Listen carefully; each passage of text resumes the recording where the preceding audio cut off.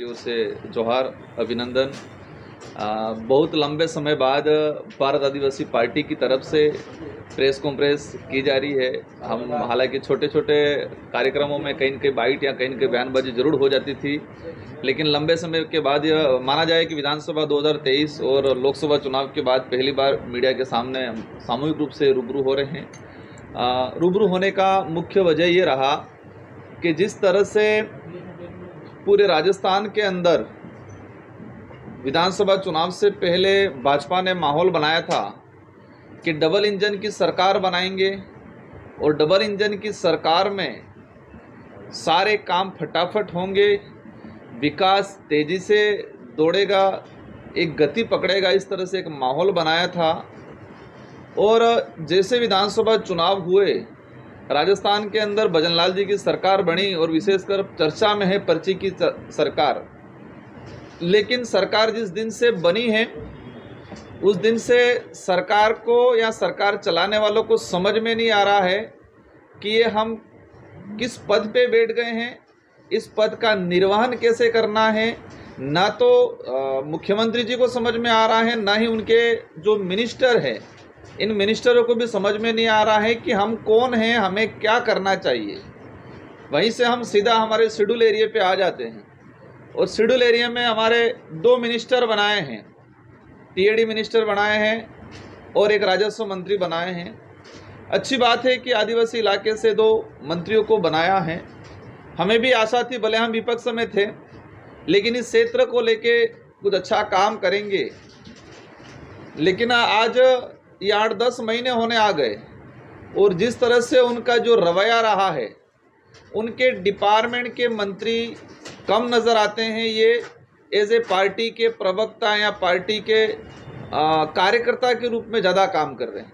उन TAD department के अंदर जिस तरह से सामग्री का बंटवारा हो रहा है, आज टीएडी डिपार्टमेंट के अंदर छात्रावासों के अंदर हमारे आदिवासी समुदाय के बच्चे पढ़ रहे हैं और उनको घटिया सामग्री का जो वितरण किया जा रहा है। छात्रावासों में जैसे असुरक्षा बढ़ रही है, हॉस्टल वार्डन जितने भी थे, टीएडी एक मिनिस्टर साहब ने राजस्थान विधानसभा की गरिमा को तार तार किया है। आप सबकी जानकारी में होगा, मैं विधायक था, 2023 में दोबारा चुन के गया। मैंने विधानसभा में क्वेश्चन लगाया था कि टीएडी का कैडर बन रहा है, उस कैडर का क्या हुआ। टीएडी का नॉर्म्स है, सर्कुलर है कि 5 साल से 3 साल से अधिक कोई भी वार्डन नहीं रह सकता है। मैंने क्वेश्चन लगाया था, मंत्री जी ने जवाब दिया विधानसभा के अंदर कि हाँ बिल्कुल, टीएडी के अंदर 3 साल से जितने पुराने वार्डन हैं सारों को सारों हटा दिया जाएगा। मंत्री जी का विधानसभा के अंदर जवाब है ये। सेकंड, उन्होंने कहा था कि 2 से 3 महीनों में कैडर को पूरा कर दिया जाएगा। कैडर की प्रक्रिया चल रही है और उस कैडर का निर्माण जल्दी किया जाएगा ताकि टीएडी की अलग से वैकेंसी जारी करके भर्ती की जाएगी।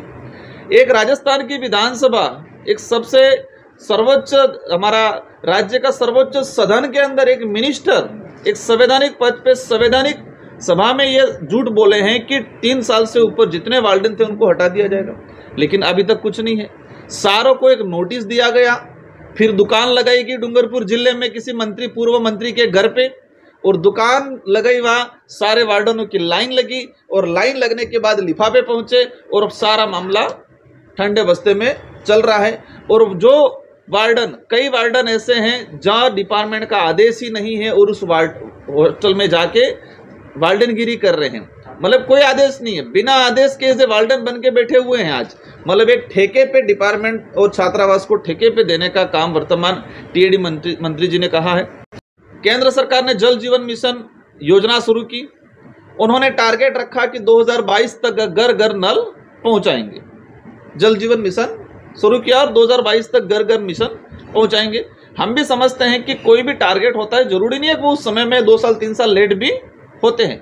लेकिन आज 2024 आया, डूंगरपुर जिले में 15% भी घर घर जल जीवन मिशन योजना सफल नहीं हुई है। मैंने लोकसभा के अंदर क्वेश्चन निकाल के, मतलब क्वेश्चन लगा के डिटेल निकाला है कि आदिवासी बाहुल्य क्षेत्र में, शेड्यूल एरिया में वो 18% के आसपास है, पूरे शेड्यूल एरिया में। मतलब उनकी जो स्कीम थी वो 85% असफल हुई है। हमने करेड़ा प्रोजेक्ट सैंक्शन करवाया था पिछली सरकार में, 886 करोड़ का करेणा प्रोजेक्ट जो पूरी 84 विधानसभा, साथ ही डूंगरपुर का और गलियागुट का, मतलब 3 विधानसभा का कुछ हिस्सा कवर हो रहा था। प्रोजेक्ट सैंक्शन हो गया, प्रोजेक्ट का टेंडर लग गया। टेंडर लगने के बाद सरकार बदली और सरकार ने इस प्रोजेक्ट पे आज रोक लगा दी है। एक तरफ कह रही है घर घर जल जीवन मिशन पहुंचाएंगे, अभी दोबारा टेंडर लगा, टेंडर ओपन नहीं कर रही है गवर्नमेंट। मतलब ये क्लियर है कि ये लोग कहीं न कहीं सिर्फ धर्म की राजनीति पे, विकास का सिर्फ छोला पहनते हैं। और विकास में जो काम मैंने प्रोजेक्ट सैंक्शन करवाया करेणा का पूर्व मुख्यमंत्री जी से, सब कुछ हो गया है, लेकिन ये टेंडर ओपन, अभी रीटेंडर जो लगा है उसको ओपन करके वर्क ऑर्डर देने का काम नहीं कर रहे हैं। और अभी 84 में उपचुनाव के लिए आ रहे हैं। 84 की जनता तैयार है कि राजकुमार रोत ने, पूर्व सरकार ने जो प्रोजेक्ट सैंक्शन करवाया था, उस प्रोजेक्ट को बीजेपी ने रोक लगाया है, तो बीजेपी पे भी यहाँ पे रोक लगेगी। और जितने वोट से पिछले 2023 में हारे थे, उससे ज्यादा संख्या से और हारेंगे। लेकिन उनको पता नहीं है, उनको लगता है कि हम धर्म की राजनीति के नाम से चुनाव जीत जाएंगे। साथियों, एक परिवेश कहीं न कहीं रोजगार नरेगा पे डिपेंड रहता है। हर परिवार, कहीं न कहीं जो गरीब परिवार है वो रोजगार गारंटी में निर्भर रहता है। लेकिन पिछले समय में से लगा के वर्तमान तक केंद्र सरकार ने नरेगा का लेबर पार्ट का बजट काफी लॉस किया है। और जो अभी बजट आया, उस 2023 वाला जो लास्ट बजट रहा केंद्र सरकार का, सेकंड जो सरकार एनडीए की जो बनी, उसका 33% नरेगा का बजट उन्होंने कटौती किया। और आज भी डूंगरपुर जिले में नरेगा में 3-3, 4-4 महीने हो गए नरेगा का लेबर का पैसा नहीं आ रहा है। छात्रवृत्ति के लिए आंदोलन कर रहे हैं बच्चे, 3-3 साल हो गए छात्रवृत्ति नहीं आ रही है। पेंशन जो बड़ा बुजुर्गों को सहारा मिल रहा था, उस सहारे को भी वर्तमान सरकार ने कहीं न कहीं खत्म करने का, उनको बेसहारा बनाने का काम किया। पेंशन भी 2-2, 3-3 महीने हो गए। गरीब लोगों की जो विधवा पेंशन है, विकलांग पेंशन है, वृद्धावस्था पेंशन है, इन सारी पेंशन 2-2, 3-3 महीने हो गए पेंशन नहीं आ रही है। मतलब ये ऑल ओवर ये है कि वर्तमान जो सरकार डबल इंजन की सरकार के नाम से तो लग रहा है कि एक इंजन आगे लगा, एक इंजन पीछे लगा है, और दोनों तरफ खींच रहे हैं। और खींचने से सारी राजस्थान की जनता त्रस्त हो रही है, सारी योजनाएं फेल हो रही है। और माना जाए कि आम जो जीवन यापन कर रहा था, वो व्यक्ति भी त्रस्त है, क्योंकि महंगाई बहुत तेजी से इस वर्तमान सरकार में बढ़ी है। इन सारे मुद्दों को लेकर भारत आदिवासी पार्टी समय समय पे आंदोलनरत भी है, समय समय पे संघर्ष भी करते हैं, मुद्दों को उठाते भी हैं। तो हमारा विजन ये रहेगा कि भाजपा उपचुनाव में आ रही है, लेकिन किन मुद्दों पे आ रही है।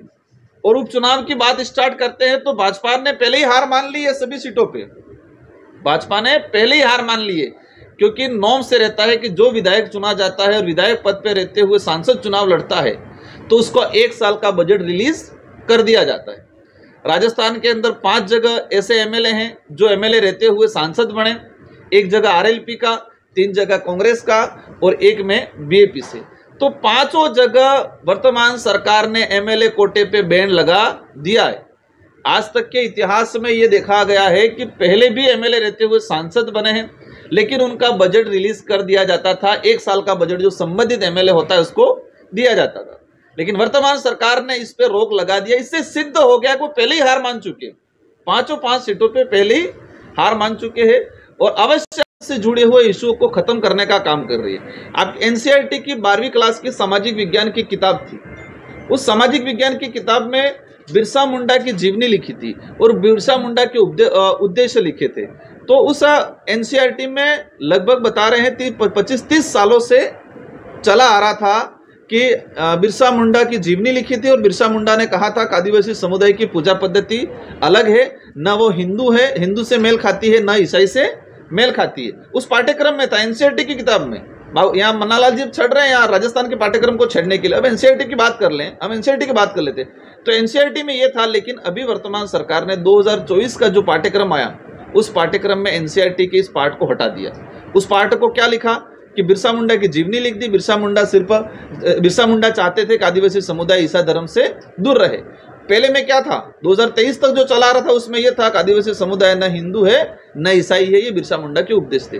तो जिस तरह से कुरेद के भाजपा के लोग आदिवासी के इतिहास, आइडेंटिटी को खत्म करने का काम कर रहे हैं, वो जबरदस्ती किसी धर्म को, हम लोग देख रहे हैं, हम किसी धर्म के विरोधी नहीं है, लेकिन जिस तरह से धर्म के नाम से नफरत फैलाई जा रही है। आज मणिपुर में क्या हो रहा है, धर्म के नाम से नफरत फैला रहे हैं ये लोग। धीरे धीरे आदिवासियों को आदिवासियों से लड़ाने की एक पॉलिसी है इन लोगों की, ताकि उनकी राजनीतिक रोटियां सेकें। हम किसी भी धर्म या किसी के समाज के विरोध में नहीं है, लेकिन ये जरूर है कि आदिवासियों की अपनी खुद की आइडेंटिटी बने और धर्म कॉलम उनका जनगणना में आए। हिंदू मुस्लिम का देश में माहौल बना रखा है उन लोगों ने। हमारे पे आरोप लगाते हैं, ये मुसलमान को साथ में लगते हैं। वो खुद जम्मू कश्मीर में जाके कह रहे हैं कि हम ईद पे ये कर देंगे, वो कर देंगे, ये सिलेंडर फ्री दे देंगे। उनका एजेंडा है, उन एजेंडे पे हम नहीं जाना चाहें। हमारा विजन क्लियर है, हम मानवता में विश्वास करते हैं, हम प्रकृति में विश्वास करते हैं। हम लोग कहते हैं कि मानवता सबसे बड़ा धर्म है। जो इंसान से इंसान को नफरत करना सिखाता है वो धर्म नहीं हो सकता। सर, एक आपका जो हिंदू वाली बात ही वापस से मैं रिपीट कर रहा हूँ। आपने जैसे ही कहा था हिंदू नहीं है आदिवासी, बात यह है कि वर्तमान राजस्थान और शेड्यूल एरिया में विशेषकर शिक्षा के क्षेत्र में हालत खराब है, चिकित्सा सुविधा बिल्कुल चरम पे है, बेरोजगारी चरम पे है। पिछले 10 महीनों के अंदर सरकार ने किसी भी विशेष भर्ती नियुक्ति अभी तक नहीं कराई है, पूर्ण नहीं कराई है, और बेरोजगारी बढ़ रही है बहुत तेजी से।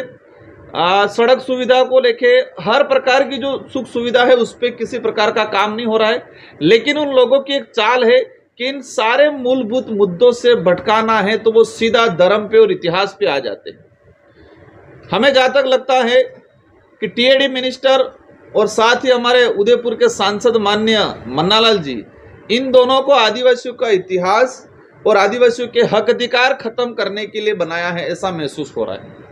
वो दोनों रेगुलर आदिवासियों के इतिहास और उनके हक अधिकार पे हमेशा कहीं न कहीं कटाक्ष करते आ रहे हैं। तो पार्टी की तरफ से उनको डेप्यूट कर रखा है कि आप आदिवासियों के हक अधिकार और आदिवासियों के इतिहास पे बार बार वार करो ताकि ये इतिहास खत्म हो जाए। देखो, इस देश की आज़ादी में हर समुदाय का योगदान रहा है। इस देश में जितने आक्रमणकारी आए वो हर धर्म, हर व्यक्ति, हर समुदाय का व्यक्ति लड़ा है। उस समय कौन किस जाति का है, कौन किस धर्म का है, उस आधार पे युद्ध में नहीं जाते थे। एक अंदर राष्ट्र भावना थी और लोग इस देश के लिए लड़ते थे, मर मिटते थे।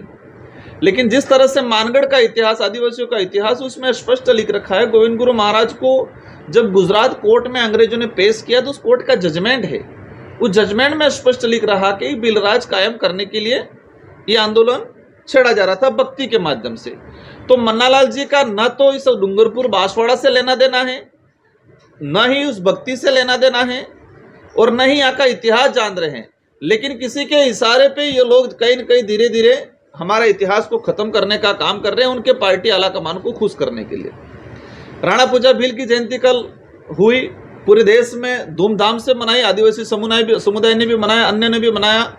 लेकिन जिस तरह से टीएडी मंत्री का कल विवादित बयान आया है, उन्होंने कहा है कि राणा पूजा भील नहीं थे, वो सोलंकी राजपूत वंशज थे। एक इतिहास को खत्म करने का काम कर रहे हैं। सबको पता है ऐतिहासिक पृष्ठभूमि के आधार पे उनके वंशज भी हैं, लेकिन जिस तरह से मॉडिफाई करके किसी विशेष संगठन के द्वारा उनको पोषित किया जाता है मानसिक रूप से, और वो ऐसे बयानबाजी करते हैं क्योंकि उनको वोट बैंक का डर है, उनको राजनीति का डर है। तो राणा पूजा के बारे में जिस तरह से उन्होंने गलत कमेंट किए हैं, उसको लेके पूरे आदिवासी समुदाय और साथ ही अन्य समुदाय में भी ये एक आक्रोश पैदा हुआ है। एक राज चिन्ह, मेवाड़ का राज चिन्ह में स्पष्ट लिख रखा है। एक तरफ भील राणा पूजा की तस्वीर है, दूसरी तरफ महाराणा प्रताप की तस्वीर है। लेकिन जिस तरह से उन्होंने इतिहास को मरोड़ने का काम किया है, उसको लेके पूरे आदिवासी समुदाय में आक्रोश है, और आने वाले वक्त में उनको अवश्य कहीं न कहीं मतलब मुंह की खानी पड़ेगी। एक डूंगरपुर का इशू चल रहा है। पिछले 5 सालों में जितने विद्यालय क्रमोन्नत हुए, 8वीं से 10वीं बनाया, 10वीं से 12वीं बना, उस विद्यालय में क्लास शुरू हुआ, एडमिशन जरूर हुआ, लेकिन वो पद, टीचर का पद, सेकंड ग्रेड टीचर और व्याख्याता का पद आज तक क्रिएट नहीं किया गया है। अभी सरकार ने पिछले 10 महीने हो गए, 10 महीने होने आ गए, उन पदों का क्रिएट नहीं हुआ है। डूंगरपुर जिले में ऐसे कई विद्यालय हैं, और मेरी जानकारी में 100 से 150 सेकंड ग्रेड और व्याख्याता के पद हैं जो गवर्नमेंट क्रिएट नहीं कर रही है। क्रिएट नहीं करने के पीछे मूल रीजन क्या है? क्योंकि पद रिक्त बताएगा, जैसे क्रिएट करेंगे तो पद रिक्त बताएगा।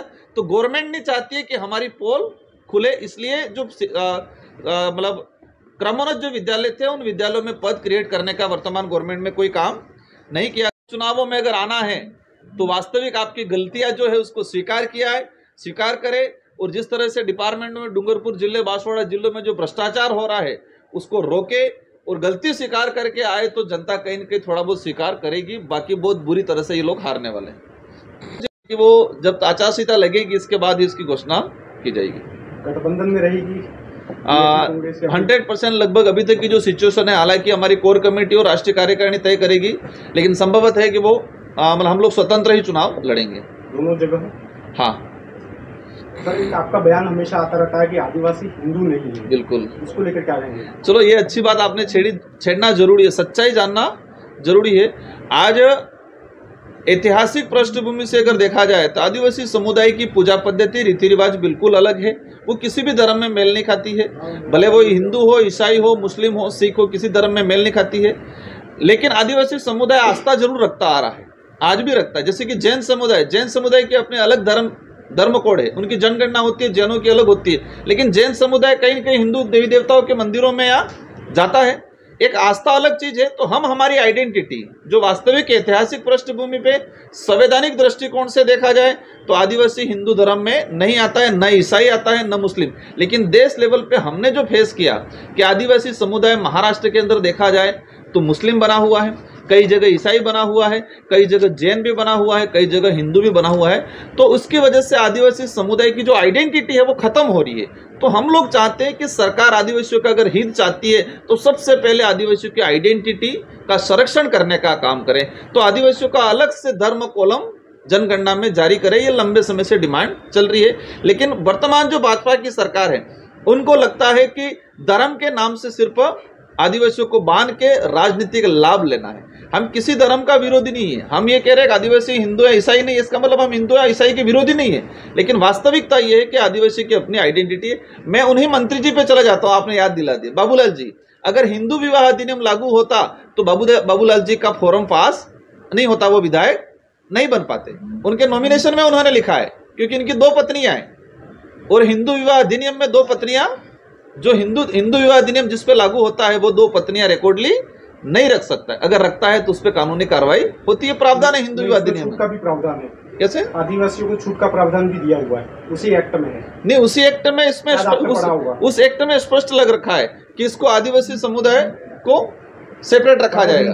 हिंदू में नहीं माना गया है ना, उस एक्ट में नहीं माना गया। मैंने जहां तक पढ़ा ये है कि आदिवासी समुदाय को हिंदू विवाह अधिनियम लागू नहीं होगा, उस पर छूट रहेगी, ये स्पष्ट लिख रखा है। लेकिन ये नहीं लिखा है कि ये आदिवासी समुदाय, उस एक्ट में कहीं नहीं लिख रखा है कि आदिवासी समुदाय हिंदू है, ये नहीं लिख रखा है। आपने जो बात को छेड़ ही दिया है। भाजपा जिस तरह से जो पाठ्यक्रम है, उस पाठ्यक्रम वो चीज तो यहाँ पे भी हो रही है। कांग्रेस का आदिवासी अलग है, बीजेपी का आदिवासी अलग है, बीजेपी का आदिवासी अलग है और दूसरा वो एक पॉलिटिकली नजरिए से है। आपने भी ये किया है, पॉलिटिकली नजरिए से आपने पूछा और मैंने धार्मिक नजरिए से बताया। पॉलिटिकल एक विचारधारा है, विचारधारा की लड़ाई हो, वो विचारधारा देखो, विचारधारा से लड़ना और हथियार से लड़ना अंतर है। धर्म में जाने के बाद आदमी हथियार से लड़ रहा है और राजनीतिक में जाने के बाद विचारधारा से लड़ रहा है। विचारधारा के आधार पर संगठन बनता है, संगठन की आत्मा होती है विचारधारा, और इस विचारधारा के आधार पे आज अपने भी विचार मेल नहीं खाते, विचारधारा पे आधार पे हम डिबेट करेंगे। लेकिन धर्म में जाने के बाद वो हथियार से एक दूसरे की नस्ल, उस एक दूसरे के धर्म के खिलाफ इतना जहर बोला जा रहा है। आज मणिपुर सबसे बड़ा उदाहरण है। आज इंसान को मार के खा रहे हैं। ये मणिपुर में स्थिति बनाई है, किसने बनाई है? इन लोगों ने ही बनाई है। तो हम चाहते हैं कि धर्म के नाम से आदिवासियों को बांट के उनको लड़ाने का काम बंद करें। यहाँ पे भी वही परिस्थिति, मैं वही उसी पे आ रहा हूँ। मैं उसी पे आ रहा हूँ कि विचारधारा के आधार पे लड़ना और हथियार के आधार पे लड़ना डिफरेंस है। वो हथियार के आधार पे लड़ा रहे धर्म में जाके, यहाँ विचारधारा, एक पॉलिटिकली विचारधारा अलग चीज है। कांग्रेस और बीजेपी भी यही कह हम भी आदिवासी है, तो उनको तो पता चला है, पहले तो बोलते ही नहीं थे आदिवासी पे, अब पिछले 5 सालों से ये कह रहे हैं। अच्छी बात है, आप स्वीकार कर रहे हो। मन्नालाल जी स्वीकार भी नहीं कर रहे हैं। मन्नालाल जी आदिवासी बोलने के लिए तैयार नहीं थे, वनवासी बोल रहे थे, अब धीरे धीरे जनजाति पे आए हैं। और मन्नालाल जी की तो बात करें तो वो रावत तो एसटी की जो 1985 का जो अधिसूचना है उसमें रावत का तो है ही नहीं। वो खुद अब कह रहे हैं हम रावत को आदिवासी काउंट किया जाए, एसटी में काउंट किया जाए। कई लोग ऐसे नहीं है, तो वो तो अदरजुल में है। वो उनका एजेंडा ओनली फॉर राजनीति करना है। हमारा एजेंडा सर्वांगीण विकास करना है। इस समाज को और इस क्षेत्र में रहने वाले अन्य लोगों को साथ में लेके मानवता में विश्वास करते हुए आगे बढ़ना और इस क्षेत्र का विकास करना हमारा उद्देश्य है। सालों से डूंगरपुर के पूरे आदिवासी इलाके में ईसाई मिशनरी हावी है और धर्मांतरण कर रही है, उसको रोकने के लिए भारत आदिवासी पार्टी ने कभी आवाज नहीं उठाई। हम लोग दोनों तीनों पहलुओं पे लेके चल रहे हैं। आदिवासी समुदाय, मैंने आपको पहले ही बता दिया कि पूरे देश में, हम सिर्फ डूंगरपुर बांसवाड़ा पे ही काम नहीं कर रहे हैं, हम पूरे देश में काम कर रहे हैं। आपने केस सुना होगा महाराष्ट्र का, पायल तड़वी, एक डॉक्टर थी जिसके साथ मर्डर हुआ था बलात्कार करके, जिस तरह पश्चिम बंगाल के साथ हुआ था, पश्चिम बंगाल में जो डॉक्टर के साथ हुआ था, इसी कंडीशन यहाँ हुई थी।